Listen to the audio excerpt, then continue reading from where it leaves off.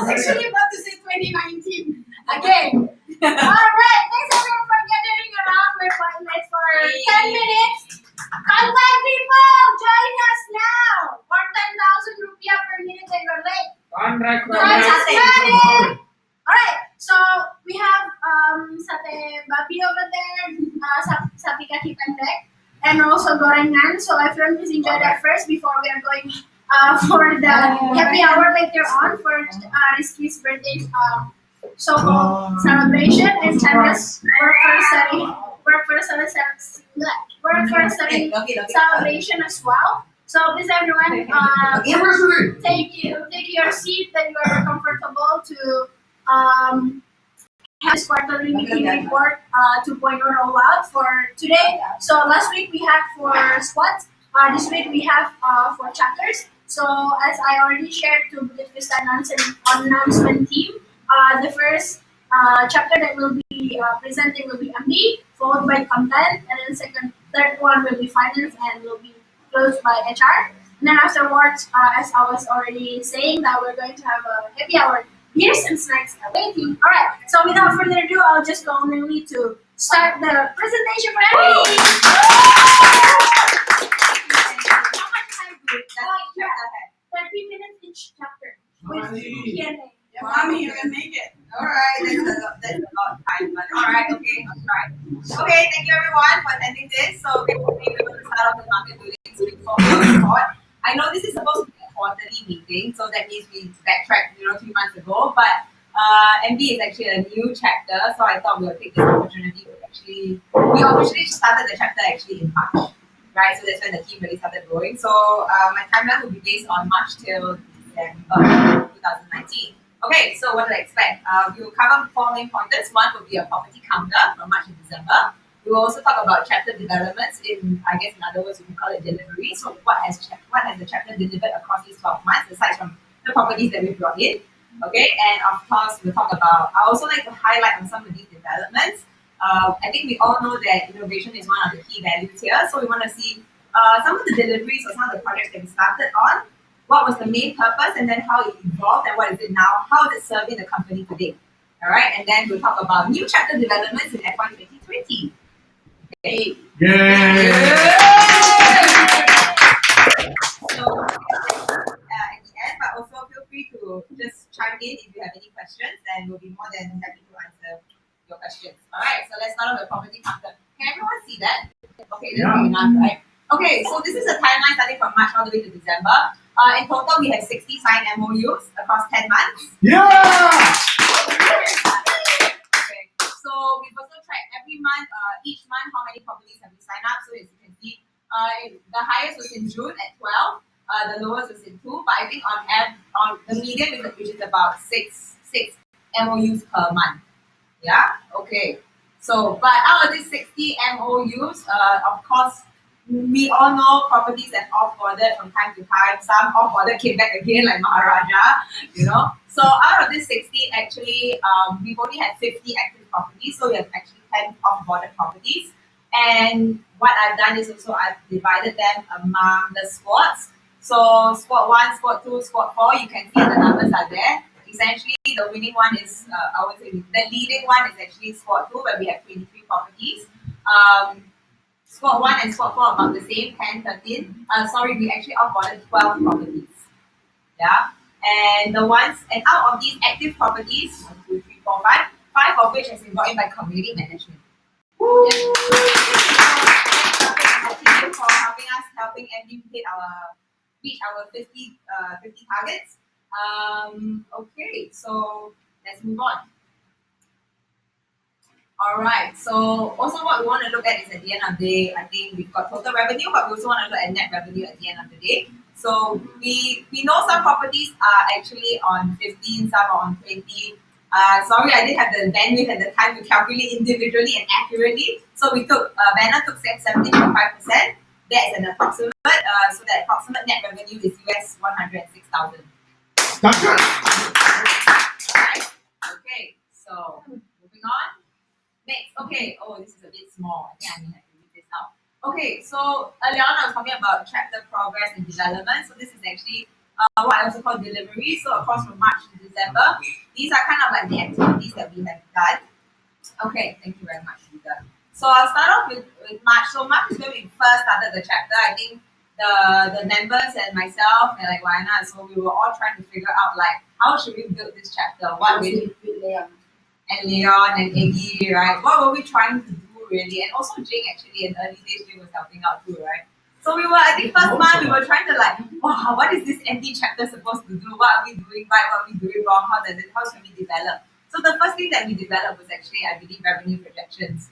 This started off, I think, as an MD initiative, so an MVP, and we were doing this on our own. But the idea of that was really try to do management performance, because I think at that point in time, very early days, right, we always had this problem of property owners telling us you're pricing too low, right? That's it. And yes, you can sell, but then you're pricing too low. So we tried to figure out how can we do performance management, and project revenue projections was one way of managing it. I'll talk about the progress and how revenue projections is today and what it's involved into, right? But also at the same time, it was also used to reduce random offboarding. So things like, for example, maybe a property engineer says like you're not performing, but we never had a benchmark or like an indicator what exactly is not performing. We've given you $8,000 a month. That is like one of the higher properties, right? We have in Billion or in any of the other areas, and still it's not good enough. So we decided, okay, maybe we try revenue projections as a way of managing clients. So that's performance management between BD and also the owners. So then I think in the second March, April, May, we started talking about so once we got a better understanding of like the services that we have and delivery, we also thought that actually 50%. I think this was when I think Jing and I had this conversation before. Like I think maybe we asked, or actually it started with Wayana asked, we were like wondering actually what is our competitors charging? Some are charging 10%, some are charging 50%. There are also some people who are charging 20%. So we wanted to see whether we can increase not just revenue but increase profitability, right? So that was when we moved on to like let's try it. Let's move on to 20%. I think we've had some friction along the way with some types of properties, but I would say by and large, I think it's a pretty acceptable market rate for 20%, especially given the services that we deliver now. Okay, so that was to boost profitability, but also at the same time, it was to enhance services.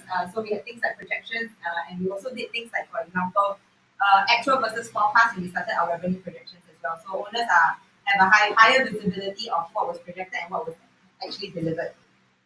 So that was moving on to the 10 to 20% commission.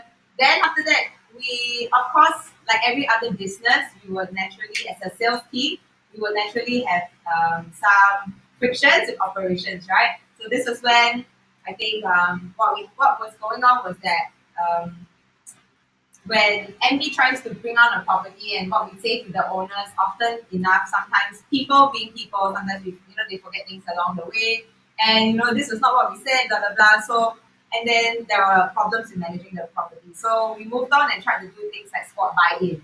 So before MD brings on a property, we want everybody to understand, hey, this is the property that we're bringing in. Is everybody okay? So we get the consensus at the start to try to reduce these frictions of in the later part of the journey with the owner. All right, so that was one. That was to create more alignment, basically between MD and Ops.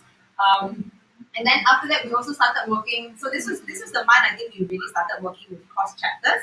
So this is when we started also working with content on a proper really launch strategy. Because we wanted to sell, because this was the insight that we got from a lot of owners, right? At the end of the day, if you want to win on whether it's booking.com or whether you want to win on Airbnb, and Jing was always telling me, right, at the end of the day, if you want to get bookings, you must have visibility first, right? So we figured that, okay, we need to try to highlight that, first page ranking is important. So this is where we started working with content to understand how Airbnb's algorithm works, or at least what do we know out of the Airbnb algorithm, and how does the Airbnb as a platform actually work. So then that was when we came to the launch strategy, and there were things like we came across new situations like hot swap for like Lagomi, right? For like we tried it with La Jolla too. So yeah. So that was also part of like the launch strategy and the workings together with content. Okay. So then next we actually this one we tried to do. We know MD basically has a 3 month pipeline. We take care, we account manage the property for 3 months. And then thereover we hand over. But we also started noticing that there were some issues with the handover, and this is where we wanted to do an MD to post handover process. But that kind of didn't, I guess it failed in some ways. It didn't really fly the project. So, but that was what we tried to do. I think it can be. I think this is something that we can try to once again maybe reintroduce in FY 2020 because I do think that part of that handover or that transition, right, is still kind of missing. So this is something that we want to try to do probably later in the middle of FY 2020. All right, so I move on to the next month. The next one was when I think it was our biggest pain point when we tried to revise the MOU, and that affected many people, created many confusions in the team. Not just I think across chapter, but within MD itself also. We were like, you know, what is happening actually? But the idea is to really actually try to create benchmarks or permutations at the start so that the quality of products that we bring in are high quality products, whether it comes from a owner's operation standpoint. Do they have like things like, for example, a pembantu on site? If not, then do they have a part-time couple who knows what is going on? All the way down to like, for example, actually, what is the revenue potential for this property, right? Is it even going to make us $2,000, or are we going to be with a property that makes us less than that? So that was what the MOU was kind of designed to do, and it was of course designed to decrease inefficiencies the downstream from the rest of the other chapters as well. Okay, so then after that, next thing we started working on more like a revenue strategy. So what happens is that it is more of so this is highly correlated with the revenue projection. So at the start, when we started selling revenue projections, we were just saying like, okay, this is the month that we're going to start off with, right? And this is the numbers that we're going to hit. But along the way, I started getting questions from owners. Owners often ask us, how do you intend to hit this number? Right? And then we still haven't quite dealt with the pricing problem. So revenue strategy in this case is that for MD, we started telling them like for the first month, what we want to do is try to increase your bookings, but increase bookings to increase reviews, right? With reviews, we can then try to increase your pricing. And then from the second, third, or fourth month, what we're trying to do is that because we started off with a launch, so-called a launch promotional price. This is a low price.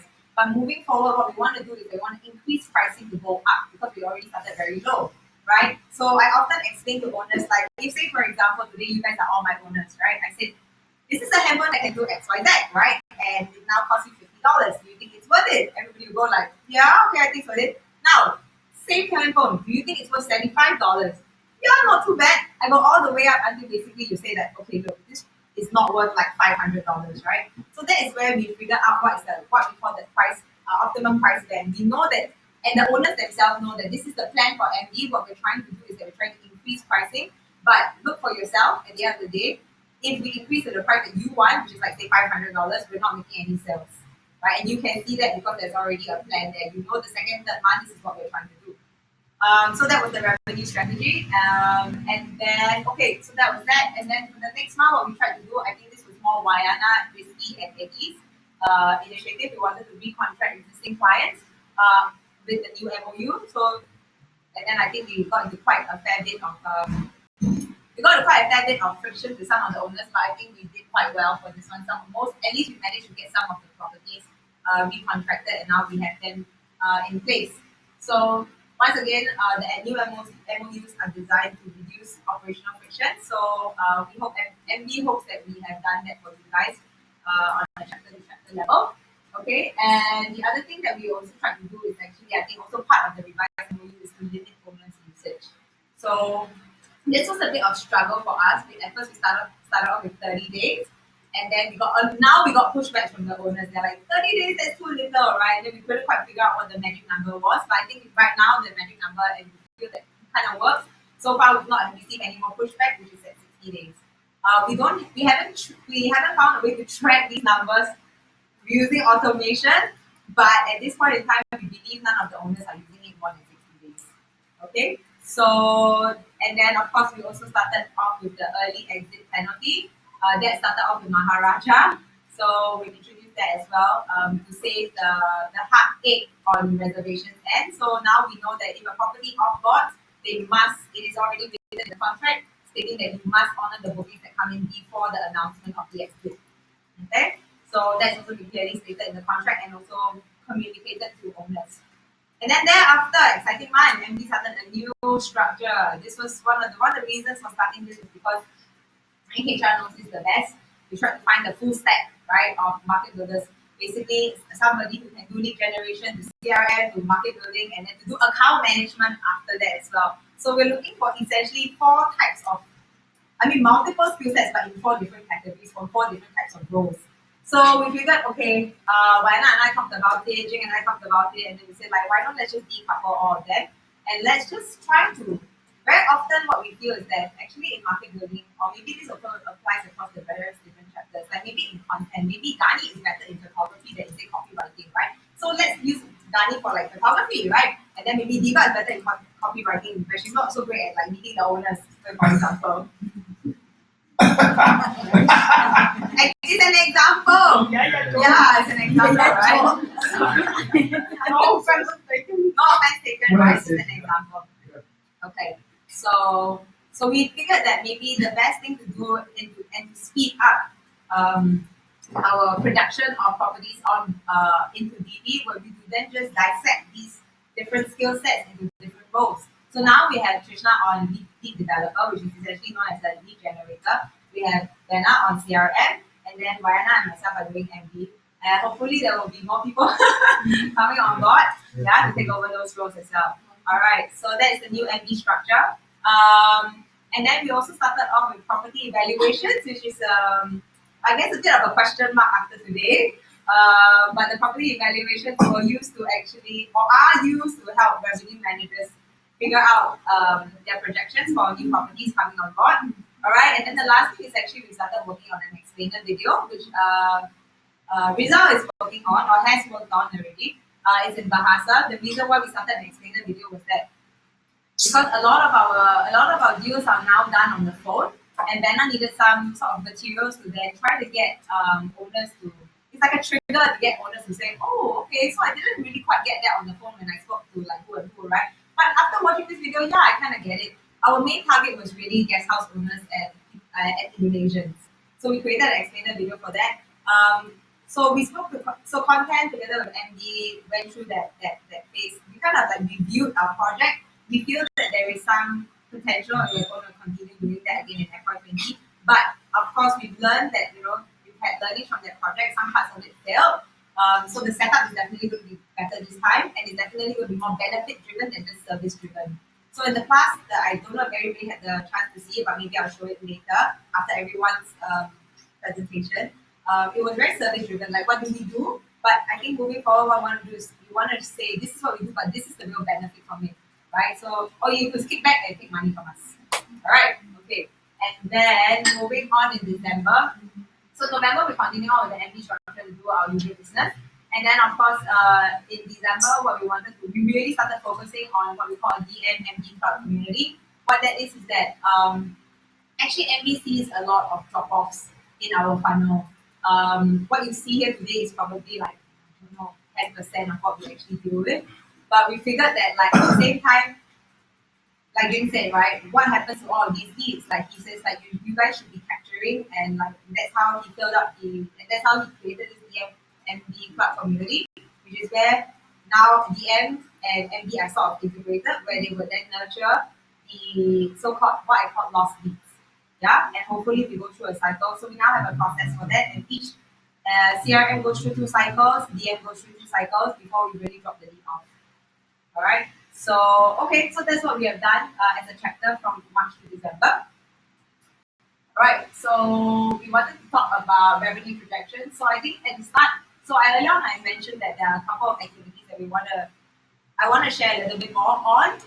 One of which was the purpose and then how it's evolved. So the purpose of the chapter, purpose of the revenue projections was to really try to control owners, right? Because they kept talking about pricing, things like that. They're just offboarding randomly. But I think what has happened today is that revenue projections are also we're also learning how to do pricing management better. So that's number one. And then I think for squad one, what they've also tried to do now in FY 2020 is to try to do revenue forecasting based on properties.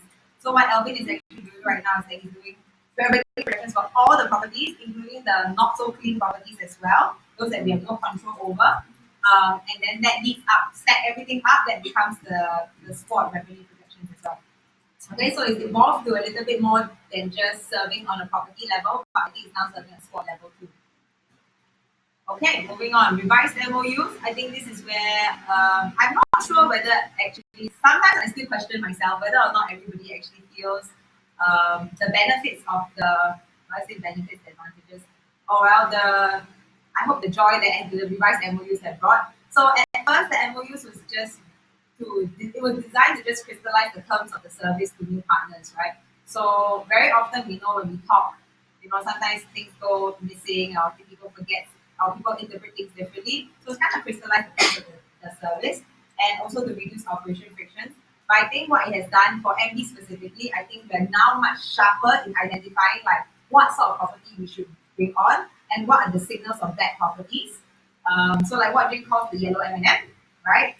And then also at the same time is to improve our selection process. So not all properties are onboarded.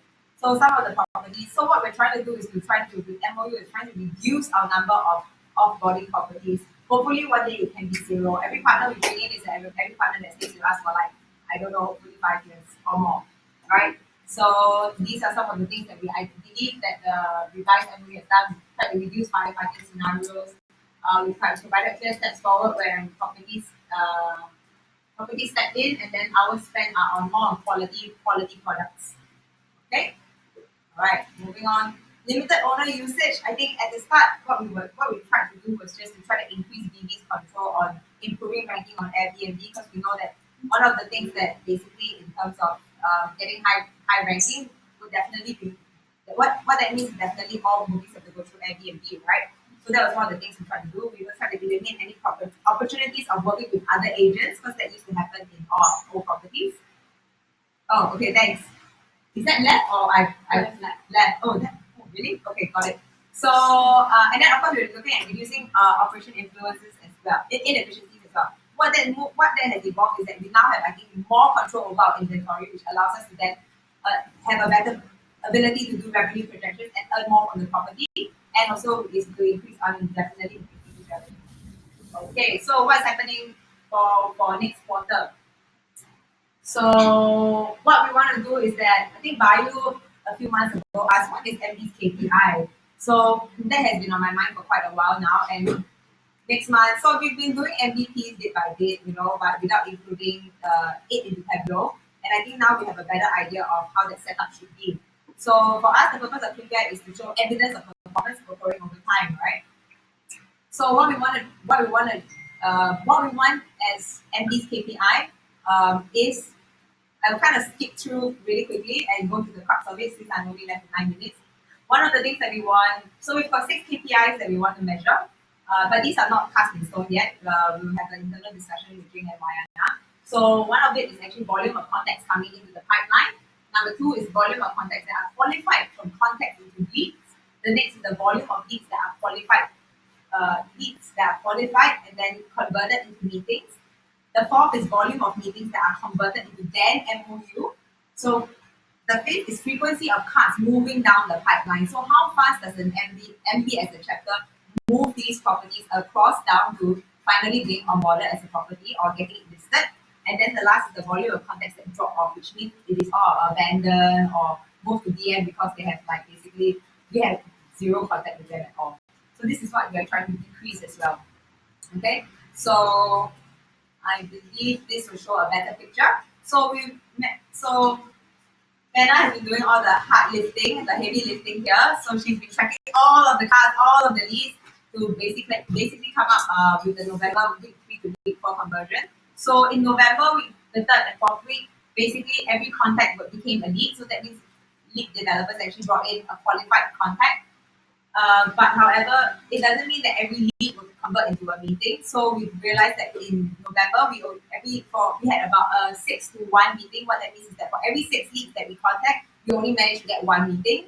And for every meeting that we go to, for every 5 meetings that we go to, we get 2 MOUs signed, right? And in terms of course, abandon rates, for every 11 contacts, we have 1 abandoned. Okay, and then for every lead that we had 4 that we had to DM. Okay, so next in December, fluctuates a little, as you can see. So these are the I won't go through the numbers, but we can share with you. Look at Canva is there, so you guys can take a look. So we we suspect because that this is also manually counted, there will be some errors here and there, not 100%, but we just wanted to get this as an indicator of how we're performing to know where exactly the leaks are happening in the MB funnel. So now with these conversions, we're able to see, okay, last 2 weeks we did this, next 2 weeks we did that. Where exactly is the shortfall and where do we need to address the problems at? Okay. So, what's next? So, MPDM Club Community, as mentioned earlier on, this is a project together with DM. So, the objective of this is to create an alternative channel to nurture lost leads from CRM. So, as explained earlier on, not all the contacts we call up or we text will always get back to us. So, this is where it goes into what we call a DM bucket, right? So, where DM comes in is that you're supposed to actually nurture the leads.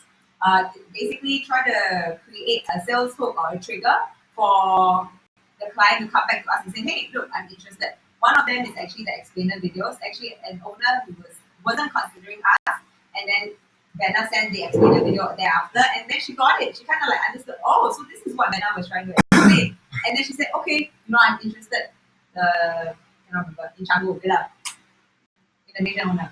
Okay, so we've broken down so DM actually went through the whole entire pool of owners, and we have 6 profiles in total, but we're not going to concentrate on all 6 first. As an MVP, we're just going to concentrate on the first 2 profiles. One is basically no response from owner, the other is property under construction. Okay, so the strategy is to basically provide a database that creates a buyer persona, which is what we've already done. And content will do DM will do 2 types of content. We will split between a data-centered content and a knowledge-based content. I believe Diva will go through a little bit more on this later, so I will skip that part. Okay, so maybe I'll go through KPIs first. I have some time, right? Okay, great. So one of the metrics. So everything that we do here has to be measured, right? So one of the things that we're going to measure, or the 4 things that we're going to measure, is the base size. What is the CTR, so the click-through rate? What is the view rate? And what is the call or text back rate? Right, to keep us aligned and keep us performing month on month. Okay, so MB loves to hear back from owners. We also love to hear back from you. So, any questions? Yay. Questions? Jangan malu-malu guys, kesempatan.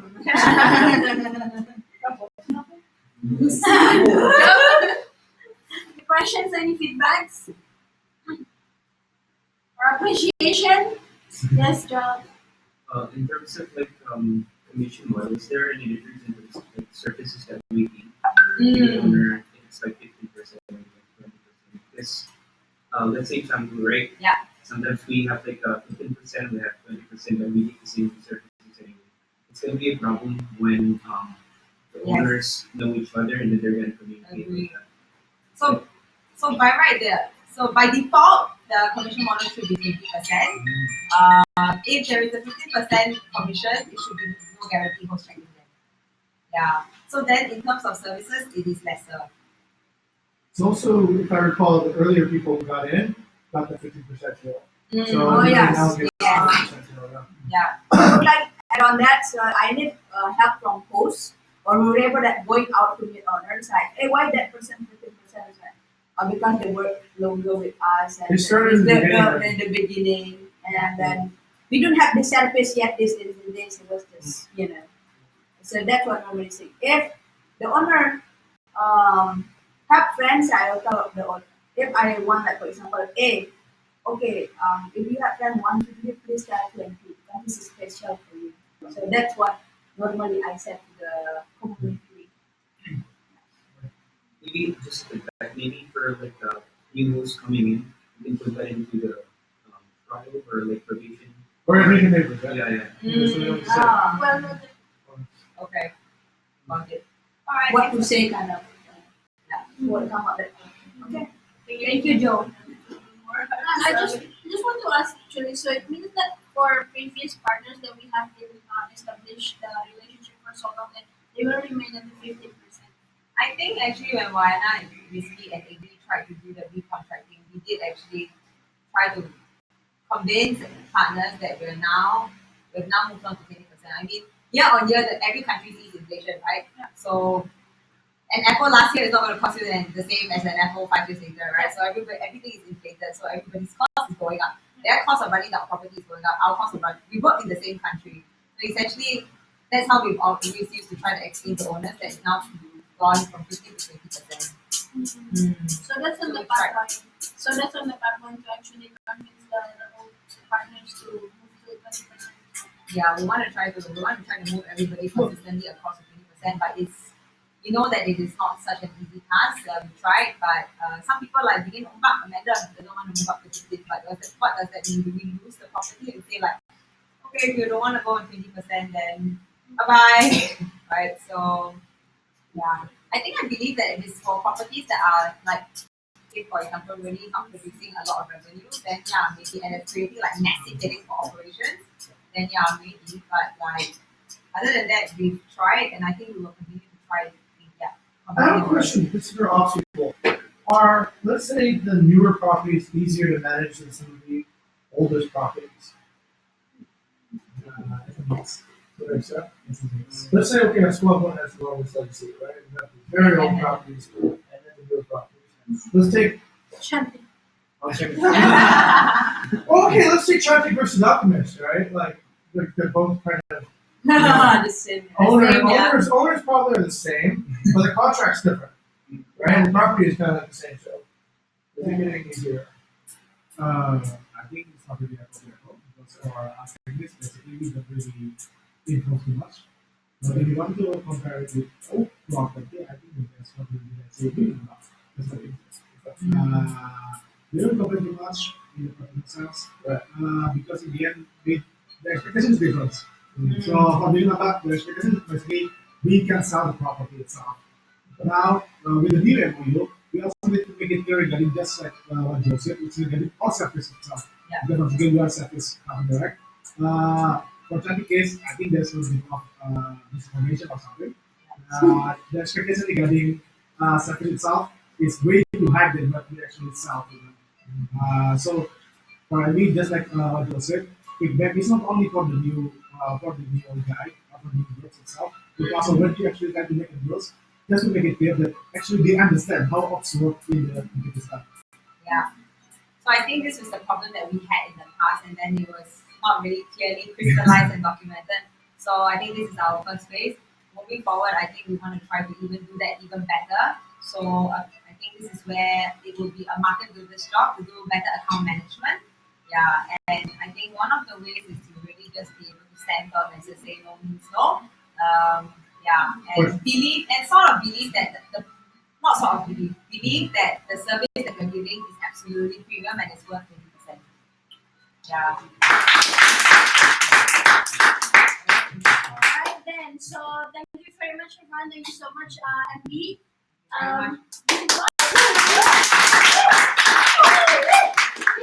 It's nice to see progress, right? I mean, like when they didn't actually trust back, it's just going to be like coming in, drop off, coming in, drop off. But like, I think this actually, I take a look at MB has a lot of like innovation, iteration as well within the chapter itself.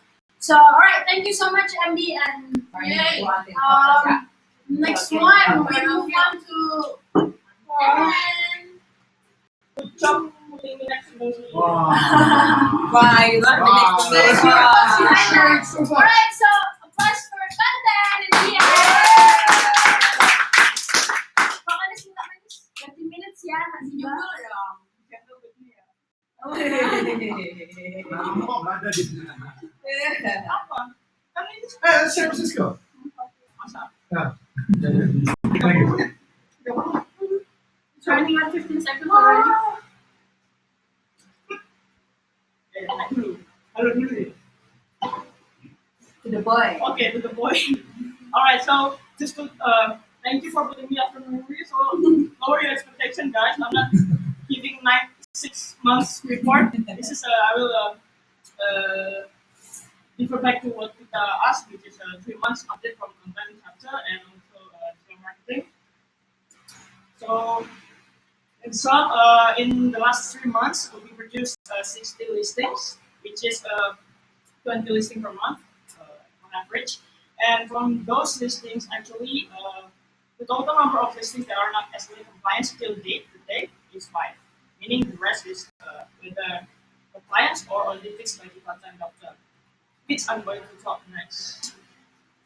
Okay, so I give that to the content doctor. So we started this service, the content doctor, originally for keeping ourselves on track on our KPIs. So as you guys know, we have two KPIs previously, which is one, we make sure that 70% of the listing that already launched is instant book for conversion.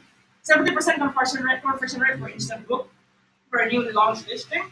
And our second promises, our KPI will be every listing that already launched for a week will at least got one booking.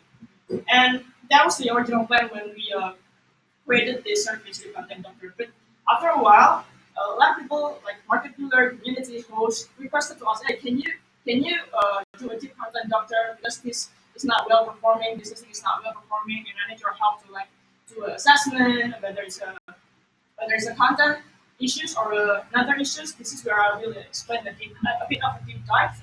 So the first pie chart. Oh, No expecting. It loaded the whole thing at once. It loaded everything at once. what? That's all sick. You You didn't prepare a slide properly? Oh! It's okay, Diva. It's okay. That's good. Focus, Diva. Do it. Focus. Step on to semua kaki tuh. I'm gonna tell you. literally. Oh, itu stop. Ah! Nah! Animation, come on. So, continuing what I said, because of these two different sources, the first five to your left. So, from all of the content data that we did in the past 3 months, 40% of it is because our own SLA violation, and 60% of it is actually whether it's request from market builders or like a community, or we're doing another action. Like they say, we want to turn all the requested book listing to instant book, but we figure that some listing are not performing, and we took an initiative to fix it by the content doctor.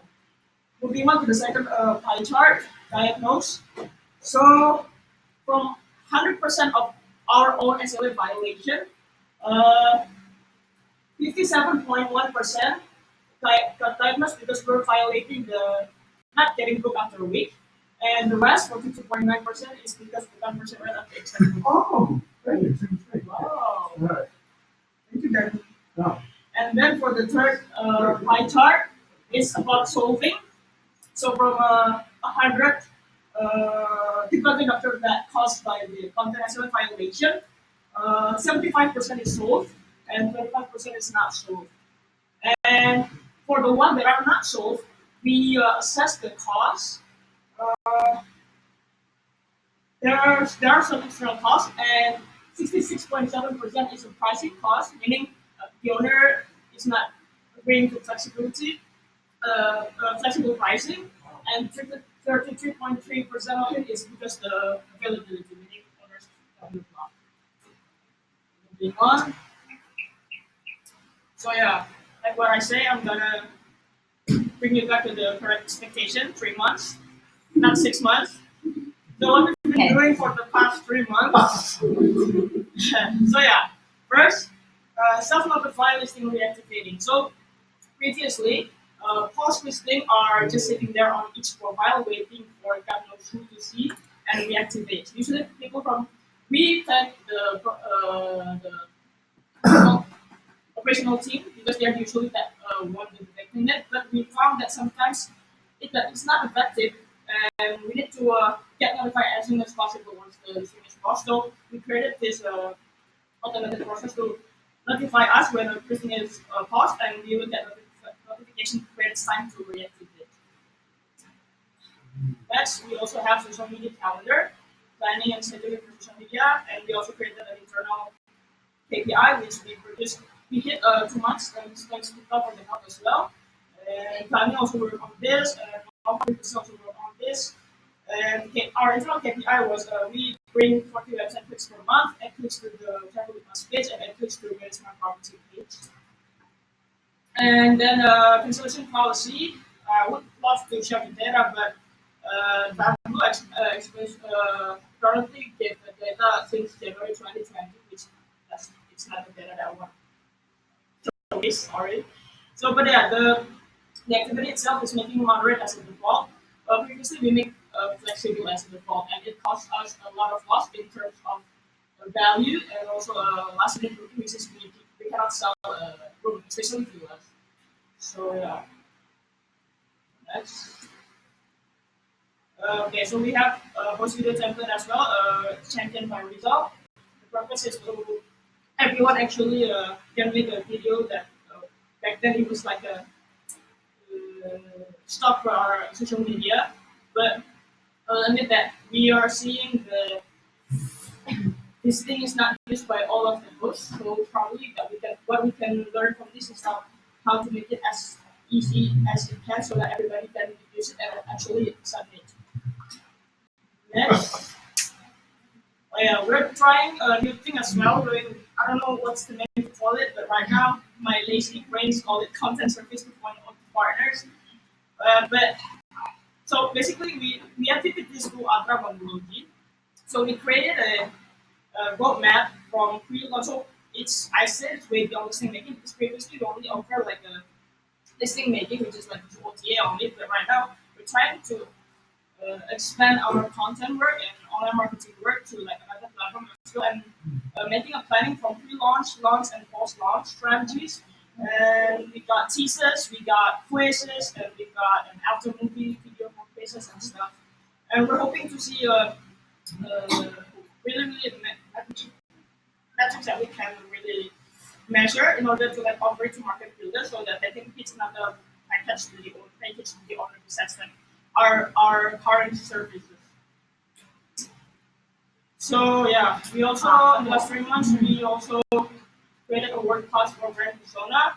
So we created a table for like words we like and words we don't like. And also we do drone deploy as well to help lead generate to compass the area. Uh, so all the numbers here is actually a rough estimation number. I have to source from. I actually interviewed Krishna for this. So this is a rough number because again the problem is I don't have the time and we don't have the capacity to count manually and etc.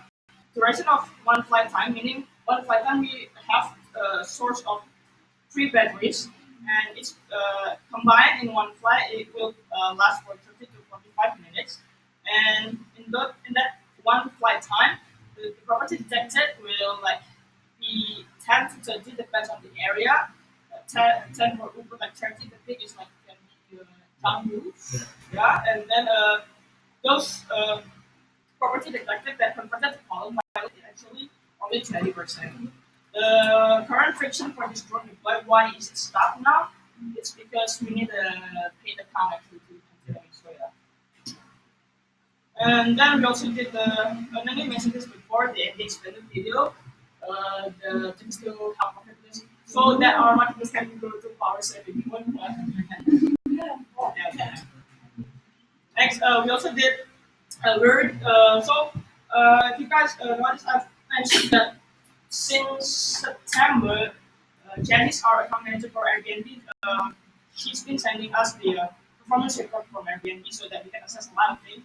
And this is actually the one of the product from that report that content sees as a gems or like a gold mine because we can do a lot of action with that report. And this is one of it. We detected that we have a lot. So the first table here is the number of an active listing, and the second table is like the number of active instant book listing. Meaning we discovered that we have a lot of non-instant book listing. So one of the actions that we took is reducing the request to book listing and try our best to convert it to instant book, but some listing cannot. So the action that we take is clearing up partnership status and make icon connection for listing that can be connected, and also unlist the unhealthy property. And then we also did this for the last 2 months. We assessed bad reviews, but because we're constantly focusing on the reviews that are mentioning the accuracy. So we're screening we do screening from Airbnb performance report. Then we categorize it we mark it by content issues and community issues, and then we fix what we can fix, and we communicate to the community what they can help us to fix. Also, yeah, digital promotion for the All Asia Host Meetup. So there are several actions that we took. We make a landing page, and we do a newsletter, promotion content, ads, WhatsApp and cold calling, and it converts to 52 attendees. And then we're been doing this lately, Facebook ads for marketing leads.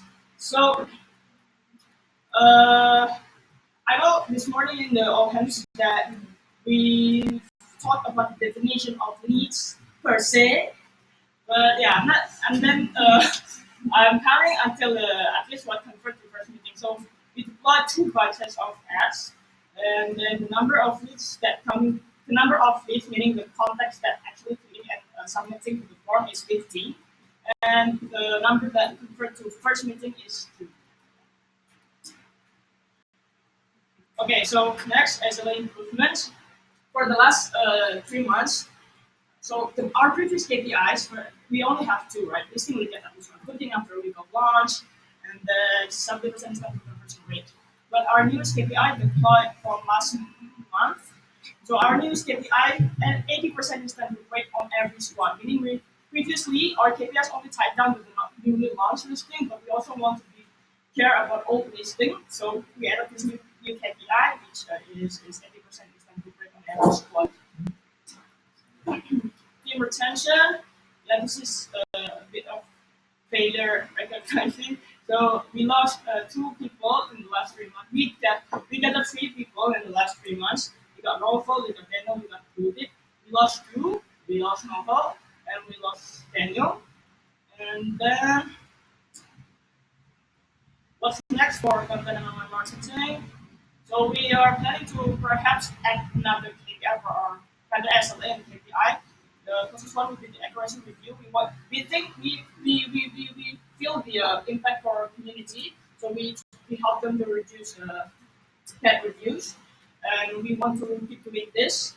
And we're planning to perhaps we can elevate this to like a new KPI as well.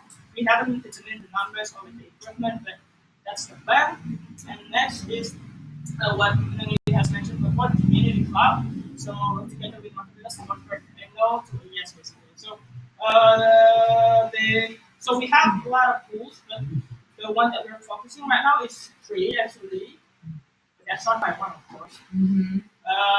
So the first pool is the no follow up pool, meaning the owner that hasn't got back to us, and it is the biggest pool. The first pool is the biggest pool. Second pool is the owners that have property under construction, and the third pool is the reason is already happening. So this is the 3 pool that we want to focus on. That's all. That's it. Dan, di ba? Done content. Aku tanya nggak tahu. Then the questions, feedbacks, appreciations for content and DM. Yes. I think like appreciation. So it will be like such a good thing. So I mean like we are as MD, we're really thankful for DM people and content because a lot of things that happen with us, we just like you help Krishna in here. It's so hard to find at this contact in our site, but like it's really good. And take the advice very well and yeah. That actually comes in my chapter as well, our chapter in HR as well. With all of these automations from the initiation, for example, with this company cloud, and as well as the drone deploy, it's actually kind of giving HR also a bit of time to breathe when we are actually can be able to hire new people to help MD. But with this automation and also so-called the robot things, helping MD in that way, so it's kind of like you are actually giving a solution rather than waiting for HR uh, to to hire new people to. Since HR mentioned, Project deploy is actually the biggest contribution that the fund made. So considering he's an intern, so perhaps it could be an opener that perhaps not only looking for full-time knowledge. Yeah, you never know what interns can bring. The founder's contribution is drone deploy and the gift sticker And the intern video. And the intern header, video. the header for Facebook. Yeah, Or first. Yeah, that's the one. But the two innovation that really blow my mind is for deploy and this. Yes. I have two things. One, the MBA explainer video is not just good for market building; it's good for anybody. Like when I go out to like do partnerships now, they say, "Well, I see the exact same thing, right?" I try to explain to them, kind of fuzzy, and then you show the video, and it's like, "Oh, I get it, 100%." So the video actually works really well. Maybe you can tell your family this is what I do. Now, it'll probably work really easily. So I use it all the time now to explain to almost anybody, right? This is what we do.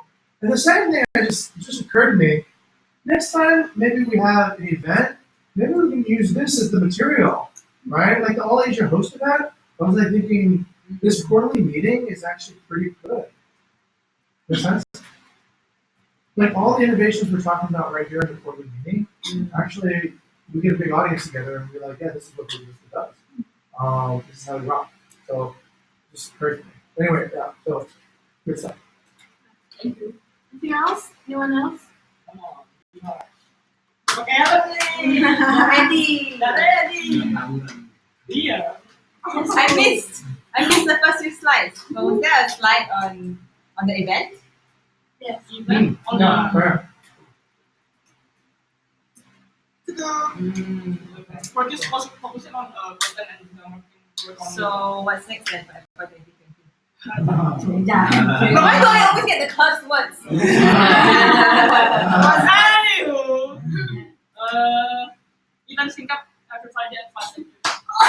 Where are you from too? No, Oh, I was on yeah, yeah. Next one's Oh, gonna be pretty big. I Yeah. thought you guys were just reading it out. Okay, but that's gonna happen. That's real. That's So, okay, so I guess you're gathering your team then. But what I'm discussing here is only to concentrate on the content and Okay, so like, next week. no, for the next sync up you mean it's just your content team. Oh no, it's the core Just- thing. Yes, sir. I also like that Diva mentioned some things that didn't go wrong. That was pretty cool. Yeah. So it's not all just the things that went wrong. It's also things that went wrong. I think I come into a realization in one way that actually Bukit Vista is actually really like an innovative company. Because I mean, if you're looking for like I don't know job posts, right? Content people just like doing copywriting, taking pictures, but here is like a lot of things that is actually initiated by content. I mean, that's really how innovative like Bukit Vista is, right? Through Oh, yeah. content is Oh, I'm so sorry.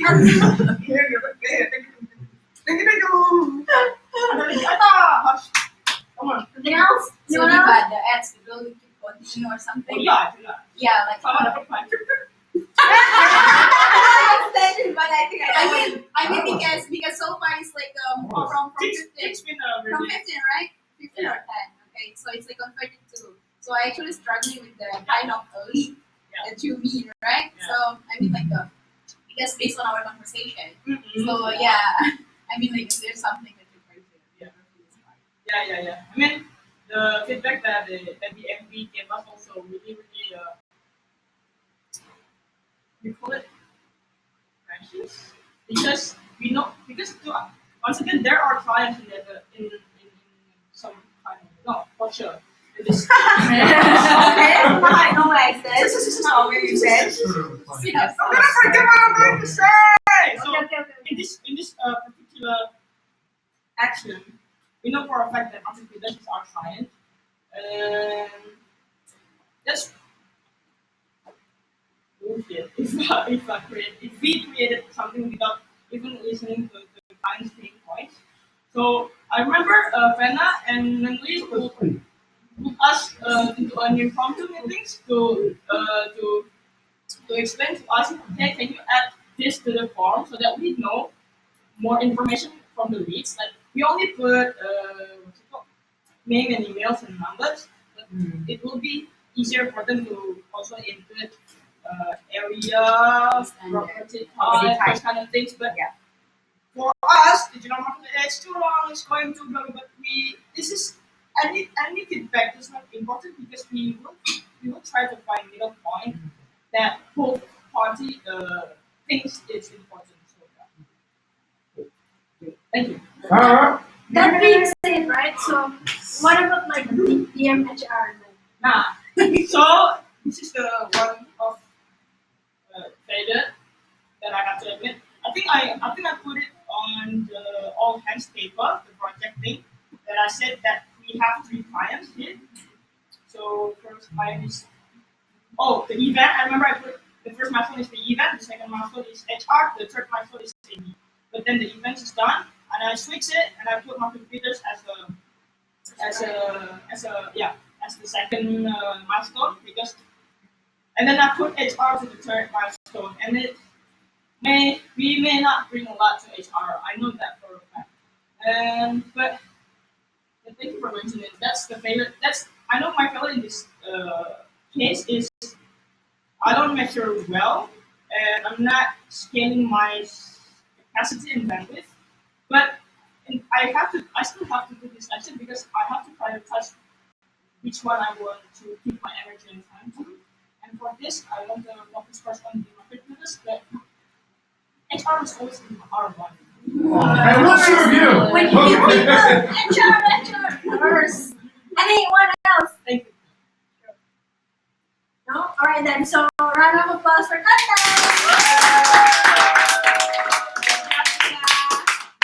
Good job, content. Alright, so thank you very much, content, for all of the presentation and contribution all this time. Let's go for the third presentation then from finance.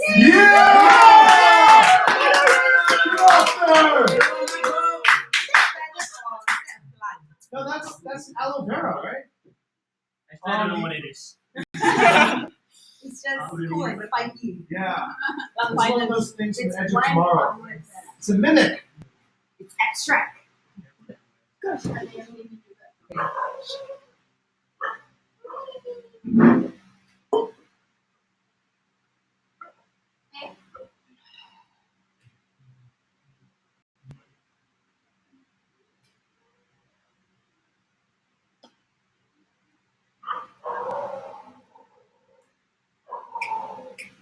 Round of applause for the host. It's been helping with my 10 slides. Slide expert. Good evening, everyone. Good evening! I will try to a bit of flashback on what finance do for the last 3 months. I know it won't be as perfect as Lee and Deepa. I mean how I present it to you guys, but I try. So I'm ready for the best. okay. So the topic is first is to be the structural improvement. Finance before is kind of out of the grid and secluded, and some say it's exclusive. I gotta.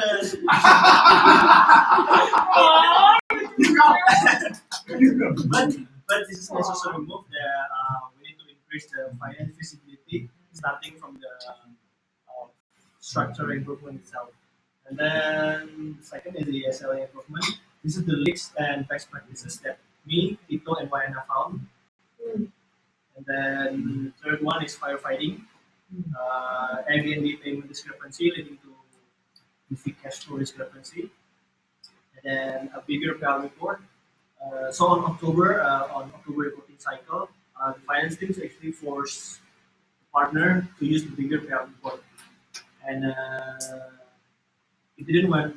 It's not went well. And there's a lot of feedback on that. And then next part is Puri Kelapa Settlement project. Puri Kelapa is, as you know, is one of the hardest owner to deal with in terms of payment. They invoice us like every month and expect us to pay based on based on what they invoices us, which is bring us to frustration. We have to reconcile it every month. And you can imagine that the Papa, usually monthly they have like 50 or almost 100 guests a month. We have a lot of guests. And then the next one is internal accounting. It's boring internal accounting stuff.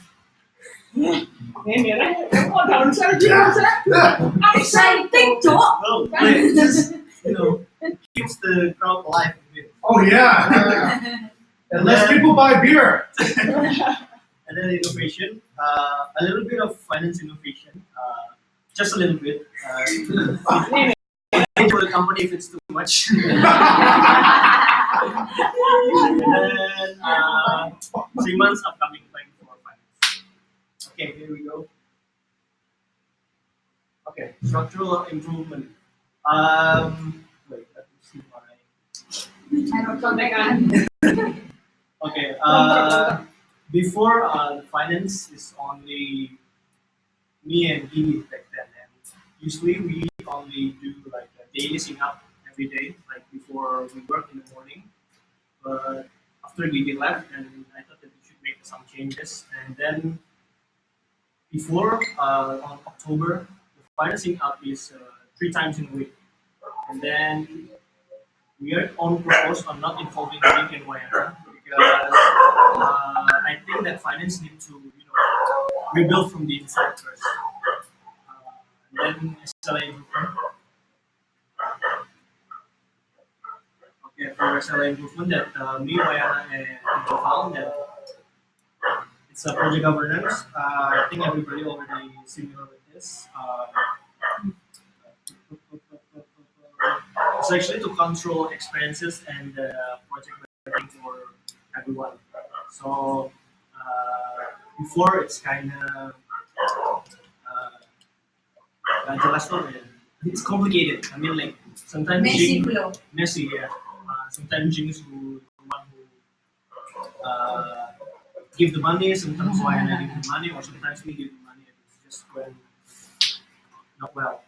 Then the annual bank transfer deadline. Usually we have this internal finance group, which consists of all the transfer requests that we need to send to the partner or to pay other expenses. So before, if somebody that we handle the bank account or if they haven't transferred the money, the transfer request will remain stay in the group, which is left a noise, and sometimes it will, you know, uh, ketumpuk tuh. It will pile up and then it will gun and then Abandoned. yeah, it will abandon. Now we have this deadline. It's 2 days after the request. The transfer request should be transferred, and then bank transfer flow, and then special case on WhatsApp group. This is actually new. Before I thought the group will be the platform that HR and finance where we can report the special cases. But since Bigger is not perfect yet, and then we make Tito, me and Maya make a group for squad one for special case, squad two special case report, and then squad four special case report, which is make it as easier to track special case. And then cover transfer SLA.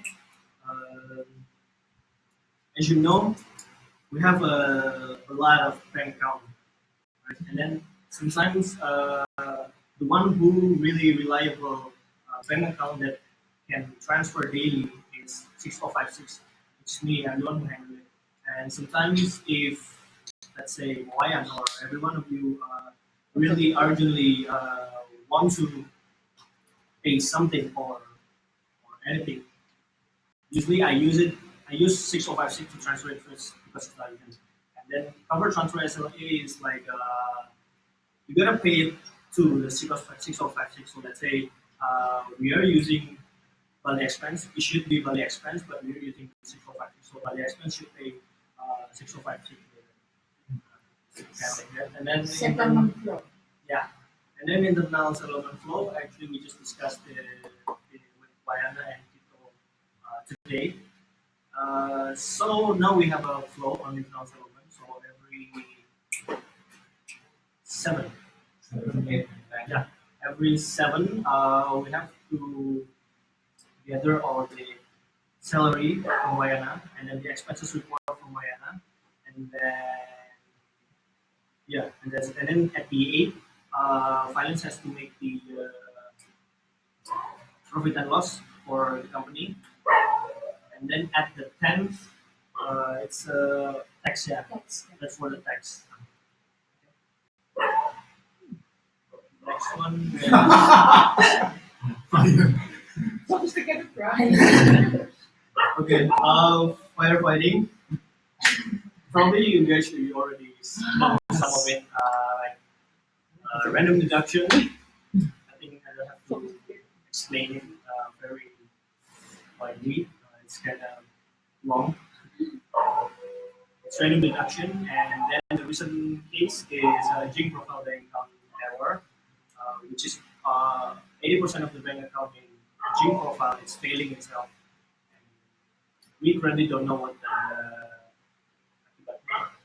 the cost. We don't know what the cost is. And then actually we already last week I think we discussed with Jing and we called the Airbnb and it's just we have to do the experiment about we have to deleting all the payout continuous 78 around 78 payout continuous and then edit again with the correct bank account. And then primary bank account error is I'm not sure this is a chain reaction from Jim's profile bank account error or not, but on this part, the BSW and BW and the DJ, the 6056 and the 0744 is failing itself. So we took last differences on setting the BV PayPal as a default account. And then for now, there's some of the payment still went into the PayPal Gmail. And then the Airbnb overpayment cases, I think some of you already know this case as well. So Airbnb on November from 5 to 12, they overpaid us around 340 million rupiah. It's scattered around the 6056, 0744, and of course the partner bank account itself.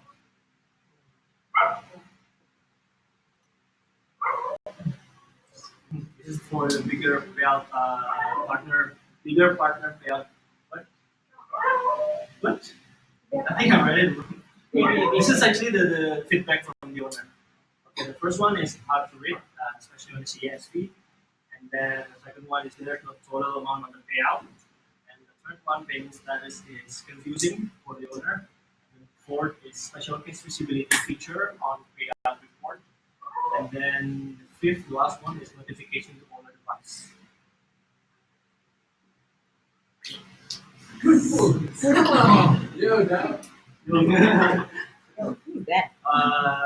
is just a little bit of information for you Indonesian settlement. Thanks to Tito who did all the hard work. And then thank you to Wayana as well with her great apa namanya? She really, a good Seduction. seducting the owner. And then it went really well. And then now, Puri Kelapa will follow our method. Just they will not invoice us again. So, Hallelujah. and then instead of they're the one who check it from our report. Yeah. Internal accounting. Boring stuff. So the first one actually it's company accounting first. Company accounting just actually we TICO is on a phase where we have to determine what is income, what is expenses, what is account payable, what is account receivable, and such and such. And then, so it will follow Indonesian accounting standard. And then, maybe for further information, Tito can explain to you guys if you want to hear the boring stuff.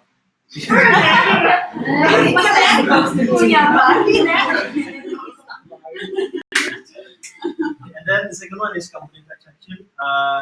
After we follow Indonesian accounting standard, it will be easier for us to calculate the company taxation, which is to list the asset, our asset, and the current asset, the fixed asset, the payroll, and etc. etc. Innovation. Before the first one is Bukit Vista business. So before Wayana and BB has to go to the ATM, like they have to transfer like almost 10 or 20 transfer requests, which is sometimes annoy the people behind her. It's like, oh, I'm still go away. It takes a lot of time to just transfer. And then after that, we found the click-based business, which is really helped Wayana, me, and Didi back then. Now we don't have to go through the ATM. Now we have the uh, internet banking for business, and then they have no limit of transfer. So They do. oh, 1 billion. Hopefully, Still very days, right? yeah. And then the squad one area profitability report and the squad one area profitability report. Before actually, I really doubt that I want to present this data to squad wide or company wide because the accuracy I kind of still questioning because for some of the property there's an exception like let's say Tumbang Kuning, the Kutub, and some of the property that it will disturb the accuracy itself. But thanks to Squad One, I mean they encourage me to at least do it first. At least finance can provide more data first, and then we will fix the accuracy like monthly from monthly basis. Yeah. You walk up. Katanya. Tuhan, Cok. Udah masa berkat Tuhan. 3 months of travel plan. So I have kind of 4 point of plan. My first one is finance as a 3-person team.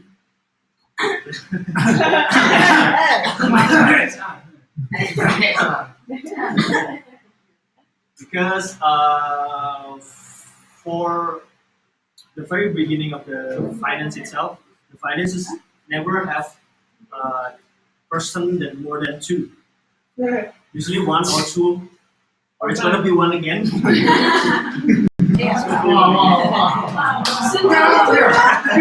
Soon to be two now. So let's say if we have the 3-person team, I think there will be more and more,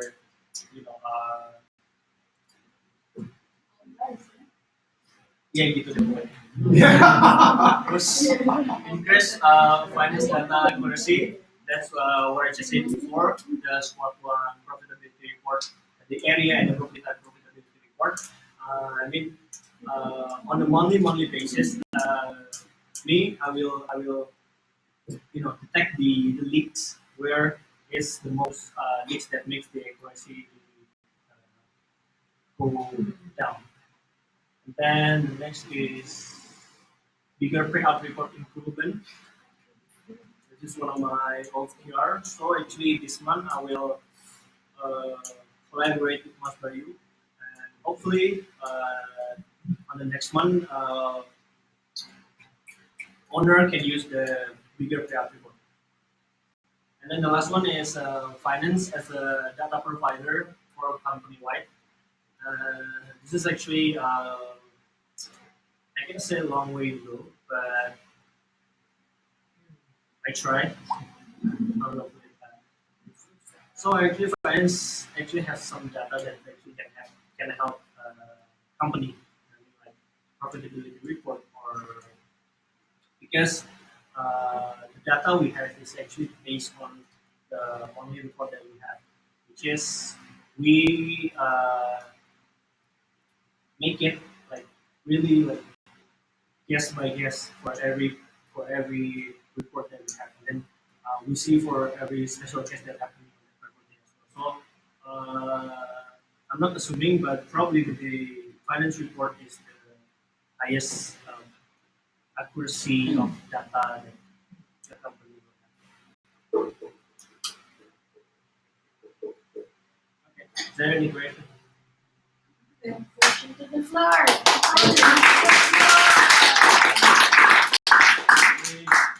Yay! Question, feedbacks, appreciation. Come on. I would like to say thank you and appreciate risky progress. Like Masuk manis tuh.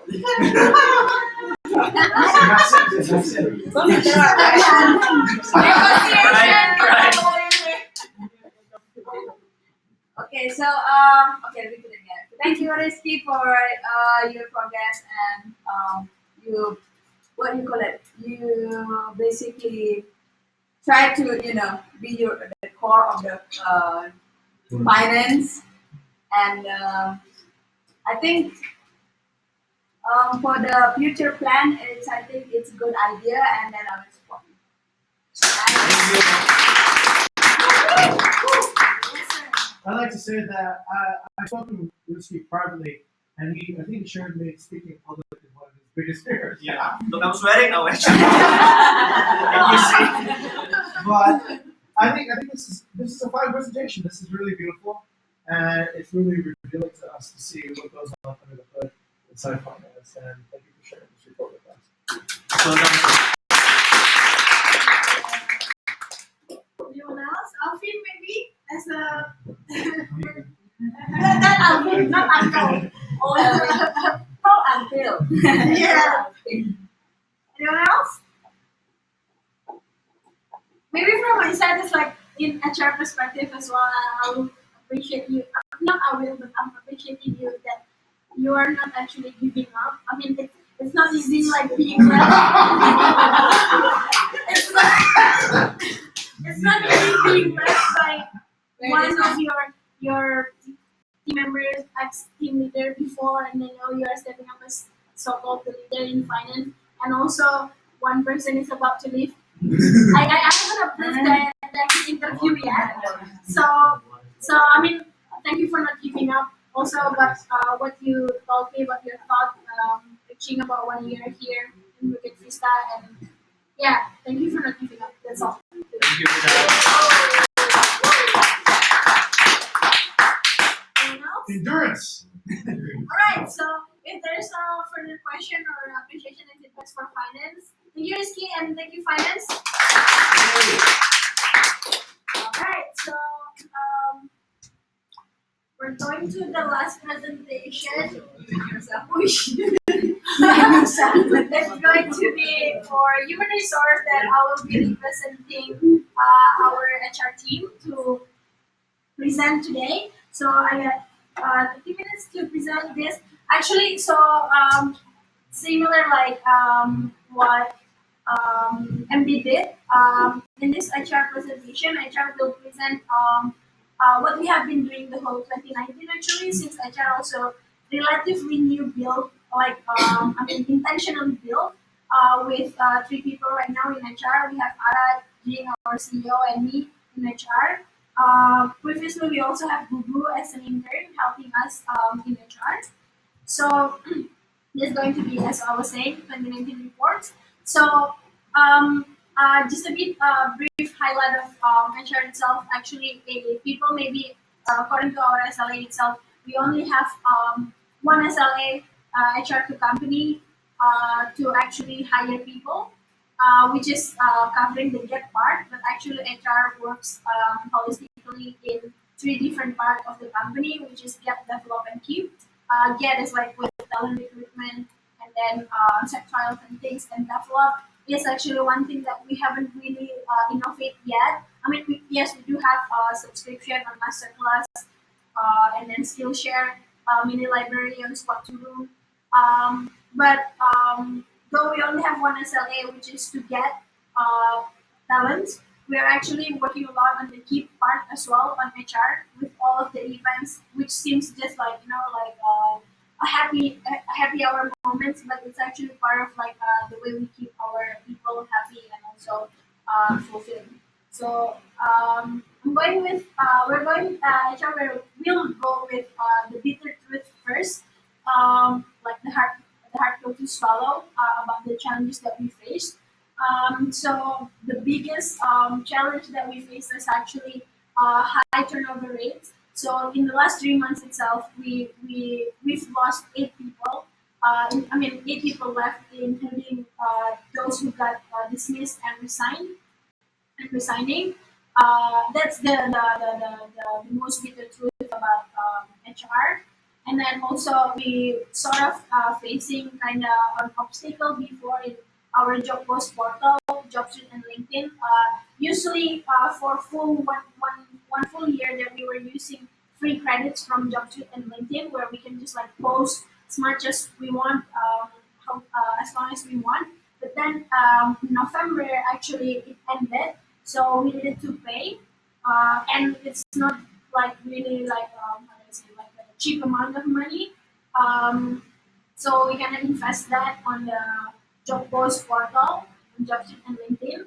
And then the third one is that during events, we reflected that employees actually kind of need the leadership, the LI present even in at events. So I mean that's kind of like challenges because like it's like every event can just like run fluidly. So that's why we consider that as part of the challenges.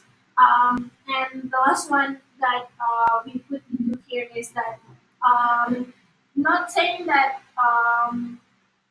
we didn't try to hire people, but we did. I mean, later on, I'll also provide the data on numbers of people that we interviewed and we invited for on-site trials, and a few of them actually passed the on-site trials. We offered them um, opportunity, then they kind of like reject the offer due to mostly salary package doesn't meet their expectations. So I'm putting these challenges upfront because afterwards all of the slides actually going to answer the question whether or not these challenges um, have been addressed from HR perspective itself. So I'm going first with the first thing that is the first thing that is Yes. that is broken, which is the number of people that we hired. So just to be transparent with everyone, I mean it's all there. If you open BVUS, we would know we will know how much number of employees that we have. But I'm not sure that everyone actually taking a look at the HR database part, since everyone is fulfilling BVUS for the working schedule. So yeah, right now we have total number of 28 headcounts, excluding mobile employees. So 28 active headcounts, which in 2019 itself, we were able actually to hire 25 full-time employees, one part-time employee, and 11 interns coming in and coming out. Which among the 25 people hired, only 15 remains, which means that we grow in 2019 itself, we grow more than 50% for the past compared to the past 3 years. Because now we have 28 and then we have 15 that was actually hired in 2019 alone. So yeah, and going for like the recruitment activities, we've been not just doing passively waiting for people applying to our job posts. We also do some other activities that we actively or progressively approaching them. And one of the thing that we actually did in HR is actually we did sit with chapter leads to talk about is this actually reflecting the actual job that we have here in Bukit Vista. So after sitting with every chapter lead, we did some refinement of our job post to actually reflecting the actual workloads and also the things that we do. The main purpose is just because we don't want to clickbait people to also avoid people that is dropping off after on-site trials. You know? So it's not going to be like we're going to talk about fluffy things working with exercise. A lot of events, a lot of booze, a lot of drinking, blah blah blah. A lot of working hours, dude. So that's kind of like we're giving consent to them. So this is what you are stepping into. And also, the next part is like we're doing university relations with UGM, STP, UBI as well.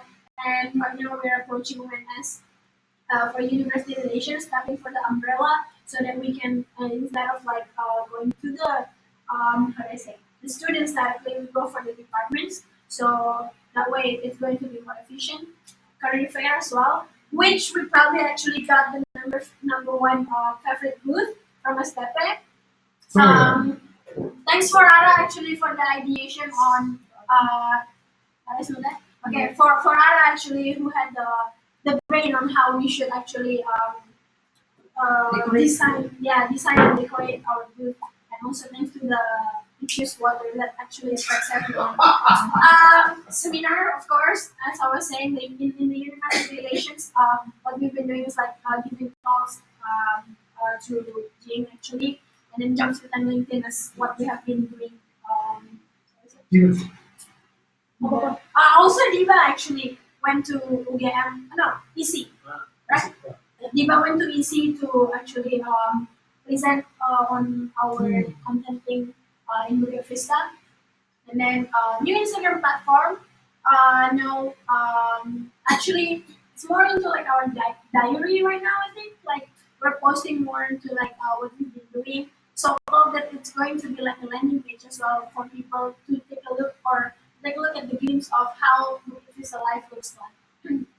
And the base open house, this is actually a follow-up action from the university relations. So after going around to the universities, inviting people, we open like the job database for them to ask further questions, and then Facebook posts as well. By Facebook posts is like actually I'm joining a few Facebook groups that is actually for job posts. So and then I'm posting there in their walls. And then for the employee experiences, which is like the including the recruitment, the keep, the get, develop and keep part of HR. We've been doing on-site trials, so for on-site trials itself, we also refine the way that we do on-site trials. Previously, HR will actually do a lot of hassle in actually creating the schedule, contacting the people, the chapter leader or the trainers. Will you be able at this date if there will be like people doing on-site trials and all of that? But right now, we leave it to the candidates to actually create the on-site trials itself. The purpose is not just actually to make us easier, but it's also at the same time we can assess their time and project management from the candidate itself. So what we have been doing is actually we've been conducting 33 on-site trials conducted. I mean, it's kind of like a thing that it will be like a failure and as well as where dreams that we've been allocating our time to, which is the on-site trials. We're actually a lot of chapters included as well there. And the next one is promotion reviews. In 2019 itself, we got around 8 employees that promoted, Yay. which was recently was Rian to hospitality staff specialist, and which is now And you. and actually the picture there, Rian. And also the next one is a new thing, Squad 101. So basically, in Squad 101 is we are more addressing the develop part of our members. It's not just we are actually demanding them to do works, but we also want to hear from them. What do you want us as a company to provide you in order to support your performances?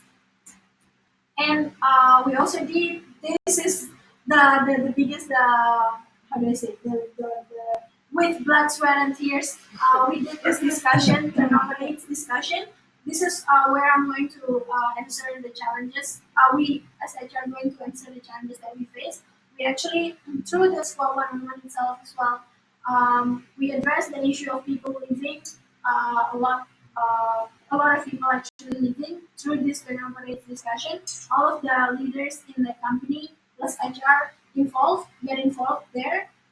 So from the turnover rates discussion comes with a new contract where we actually renew the salary package, and then also now we have clarity on insurance, and then also clarity on like the unwritten policy of the so-called written policy of 14 days paid time off, and then the unwritten policy of as much as day off that you want to take as long as you deliver your responsibilities, and also a BV day. This is a new thing as well from HR, where we randomly pair employees, one employee to another employee, to have just like quick 5 minutes catch up talking about anything. Uh, I like the quick things. So yeah, Graphic. where people just like talk randomly about anything, space, I don't know, animals, life, except for works. The purpose is actually just to get to know each other. And also Better Friend House. By Better Friend House is like we did like a lot of a few times for septic tank, some and everything. Bunk bed been moved there to accommodate more people there in the Fred House. Actually, not just Fred House in Jogja base as well. We did some improvement. As you can see the pictures there, it's actually one room that is my room. Yes. My room. Yes. Yes. That's my next room. The room. No, That's it's the room. The room that was functioned for holding meetings. So I believe at this picture we were actually conducting digital marketing meeting. Yes. Yes. Copyright, yeah. Copyright. Copywriting or copywriting, I guess. Where we still have Daniel and Novel as well there, and Defanda. Defanda was already there. Anyway, working AC in squad 2 room now. Upgraded Wi-Fi. Hopefully there will be. I mean now it's kind of like cold, right? Like so it's okay with your AC. So maybe the whole We put it in the day after the picture. Just Yeah. one day Okay. and then it got cold. So these are also Yeah. things that we've been doing that we should actually conduct again quiz nights. First one was in August, where actually me and Krishna's very first quiz nights experience here in Bukit Vista. And then look at how innovative we are, right? We have Dominic over there in Jogja actually in the screen joining the quiz night. So not even distance can make us apart. So second one is the September quiz night, and the third one is October quiz night done in Jogja, where we still have Ella and some of our interns there in quiz night. So the purpose of having quiz night is actually to just relearning, to unlearn and relearn about our company, but doesn't always have to be in a presentation form. It can be as fun as doing Kahoot quiz, and then after that giving rewards to the winners.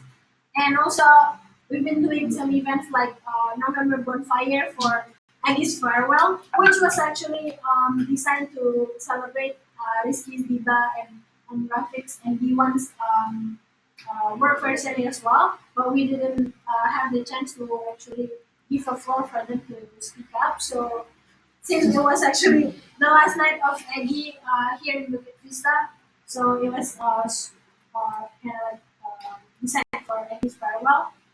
And next one is Halloween night for both Bali and Jogja. Look at how many people we had in Jogja before, right? How many people we have now in Jogja? Like 3. Because they're all here. They were here. Yeah. It was like, yeah. Go back, guys. Go back. Halloween night. And then in their farewell as well. We valued their contribution, and then we also like give proper goodbye to them as well for their contribution, and forever they will remain our family as well for their contribution. Which we're now forever grateful for that. So this is the farewell for interns day from UGM in Georgia, and then this is for the dinner in Bali for FRD. And the next one is birthday celebrations.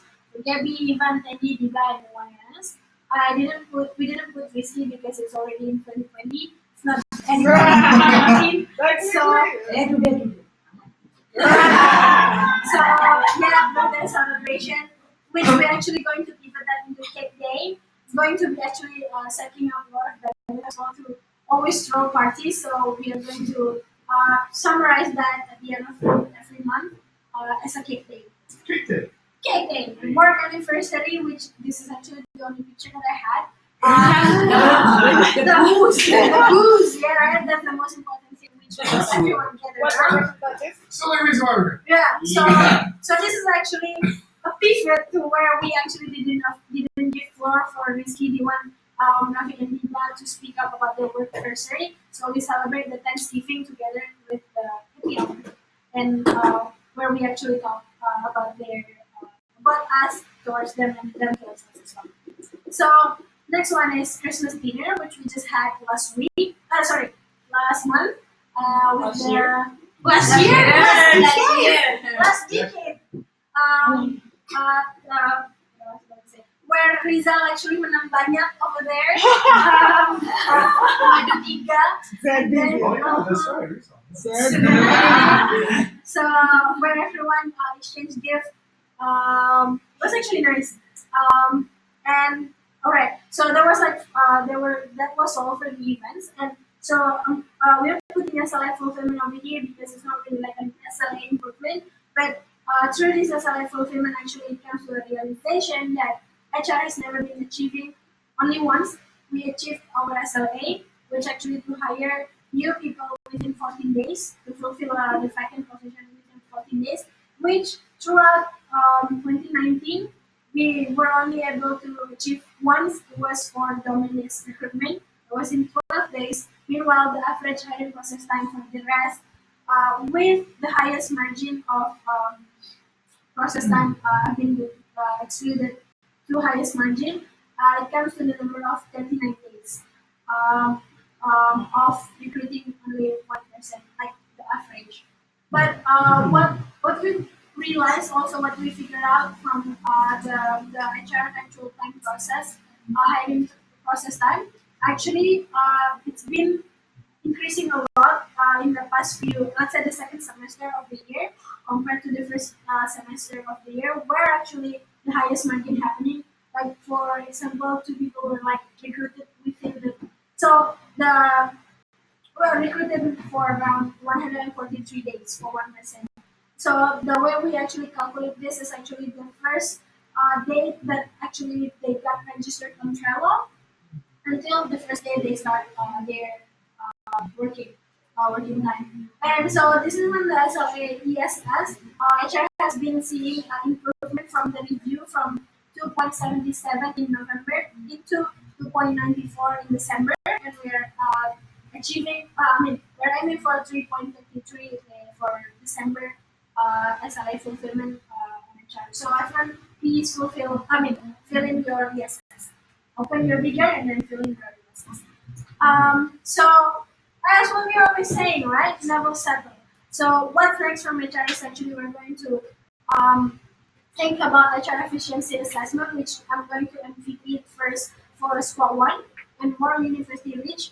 We're going to talk more about like which universities that we are going to approach for. And then, and also SLA redefining. By SLA redefining is actually after our findings about the actual hiring process, as well as maybe adding up new SLA about other two factors from HR, not just the get, but also the development team. And then faster, better hiring process, which we are now actually progressively and aggressively doing that, approaching people on LinkedIn. Uh, uh, with this, actually, we are actually kind of redefining our hiring process as well. Before it was we follow them up from website or LinkedIn, and then they will register on our website, and then we do the first interview. But now we will approach them on LinkedIn, and then ask for their WhatsApp number, and then we do call directly, and then after that, refer them to website registration. And then we're actually planning to hiring one more HR person so that we can actually spread this three-part that develop keep and HR into more focused um, workloads. And then more people get promoted hopefully in, of course, Tuesday is coming soon for the Yay. promotion review. Yeah, that's all from HR. Any questions, feedbacks, appreciation?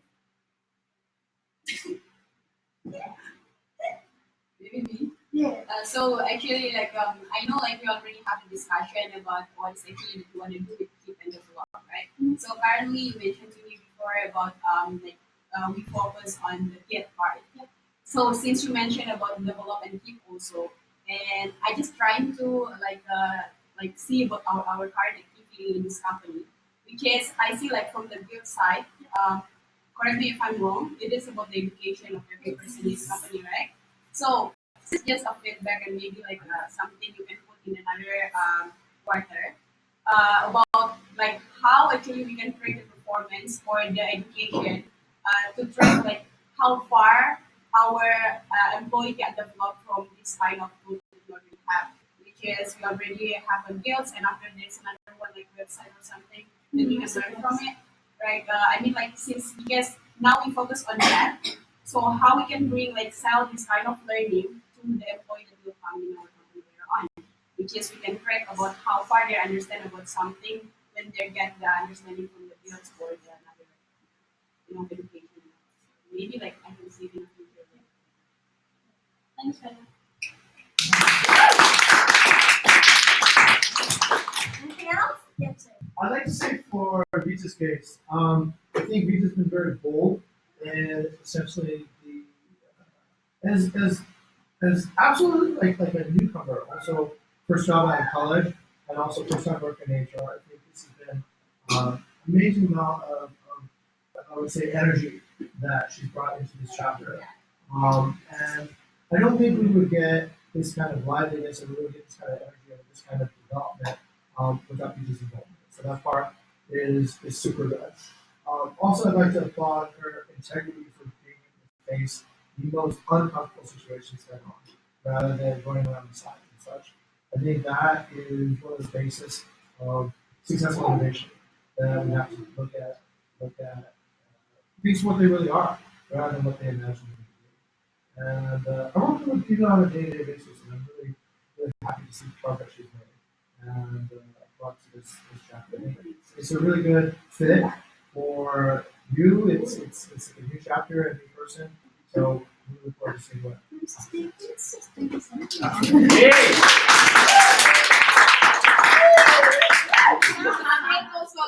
have a birthday girl, huh? Yay.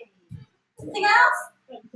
Alright, so wrapping up this, I'm also going to wrap up our quarterly meeting for last quarter for 2019. So next up coming for the first quarter for 2020. So please prepare for that. Yeah. Right now? I mean, I don't know, maybe creating the template and everything. So by the end of the end of the quarter, everyone can just how do I say, put in the dates. So what else? I think that's all for the quarterly meeting. Thank you so much actually for putting this up. Actually, from these 2 days, I mean last week and this week, that we run this into 2 times. I can see actually the first day was actually quite hard actually to gather around the people because it was like, hey, what are we doing here? And today actually, everyone is actually here. We were late for 10 minutes, but it was not later than last week. So I think it's an improvement. So next quarterly meeting, exactly 6 p.m. sharp, we start. Alright, cool? Alright.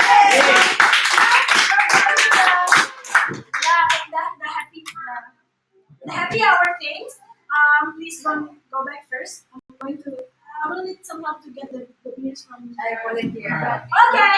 I have 12, so maybe. Volunteer to drink it all and you guys stay empty. What are we supposed to do? Do we wait here, Vita? If you want to help, you can help. Okay.